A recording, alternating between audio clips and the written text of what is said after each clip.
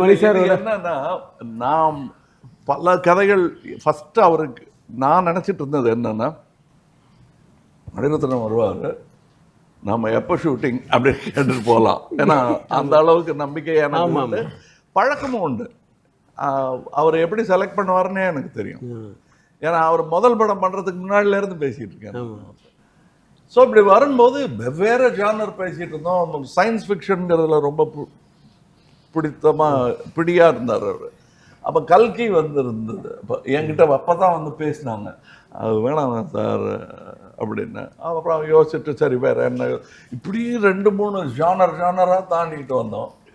நான் 2-3 சஜஸ்ட் பண்ணேன், அதெல்லாம் நீங்கள் என்ன சார், பாலச்சந்தர் சார் பண்ணுற சப்ஜெக்ட்லாம் நான் பண்ண மாட்டேன், அது வராது எனக்கு அப்படின்னாரு.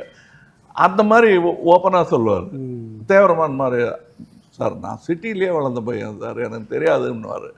ஸோ எல்லாமே மறுத்தல் எது முடியும் முடியாதுங்கிறத பற்றி தான் இருக்குமே தவிர நான் சொன்னது தாங்கிறது இருக்காது.